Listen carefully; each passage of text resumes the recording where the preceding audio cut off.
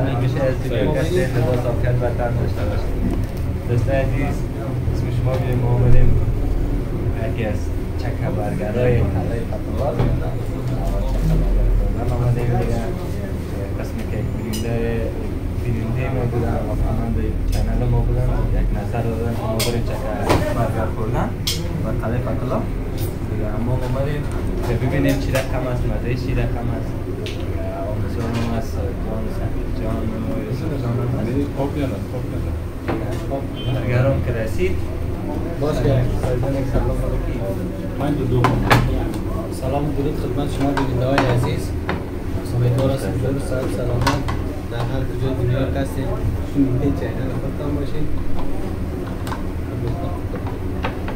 باز سایز طرف مخیلیز بخیر هستم باسید گفته ازیا امروز آمدیم که باید ما را ایره بکنید از من در کلی ندارم.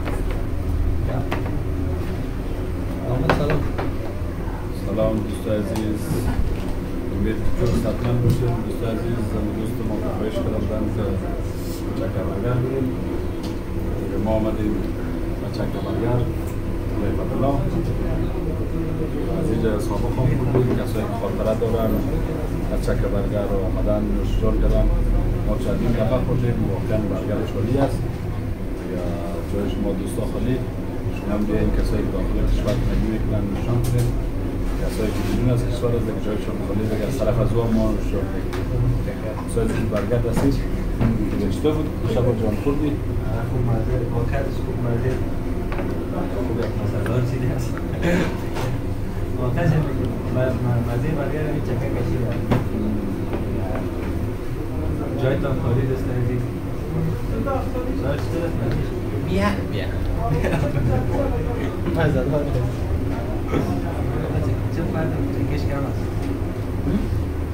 دوست عزیز در ادامه با ما باشید که ما برگر رو نشان کنیم. بعد از کتابی رو از خود برگران یک کتابی برتر میگیریم. در ادامه با ما باشید. سمی جان هم روشنه شده یک قسم از پشت کامرا یک جکور در ادامه با ما باشید.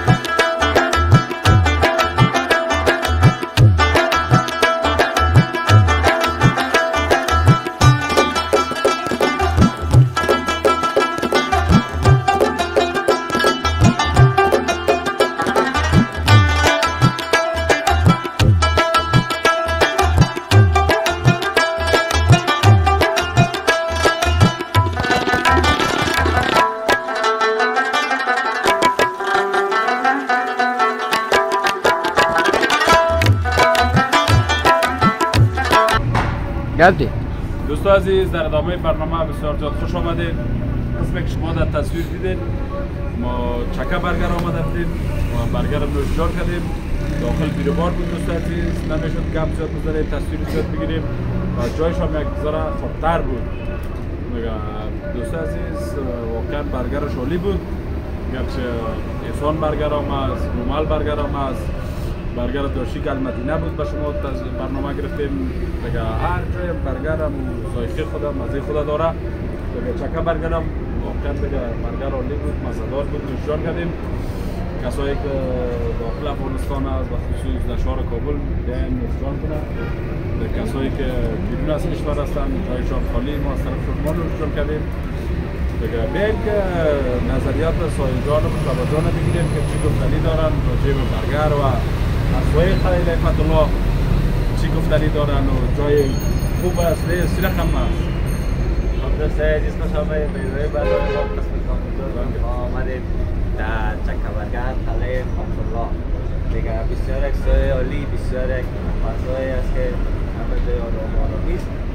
همه گی در رستوران و چیزی که بر خاطر غذای شوق می‌آید نمی‌گه داخل رستوران اینجا است. دیگه سرک قدر زحمت نداره، گرچه مداره است و باز مردم نیست دیگه.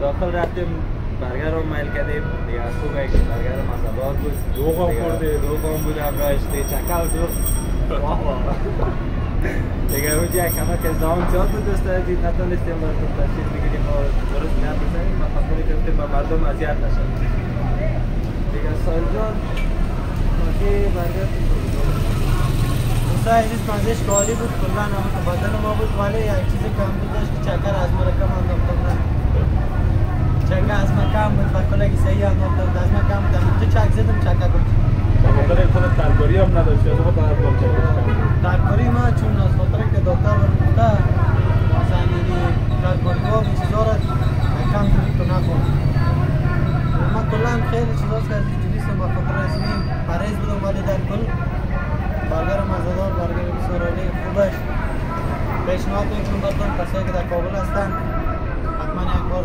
مطالعه فتولا بیاین که برگر رو نوشیجان کنن بسیار مزه‌دار است اگر کم کم به لحظات پایانی برنامه میرسیم چیزی گفتنی اگر داشته باشد اگر نیکو میگاو بگیم میگاو دوستو عزیز دیگه در آخر برنامه رسیدیم دیگه چینل ما رو لایک شیر سابسکرایب کنیم دوستو عزیز و مورد شما ضرورت داریم ما رو تنها نمانید چینل ما رو سابسکرایب کنید کسایی که بیننده برنامه ماست و خصوص اونا بیخی دیگه باید سابسکرایب کنن دیگه دوستو عزیز در آخر برنامه رسیدیم تا برنامه های بعدی شما را برای پاک می‌سپارم دیگه خدایا را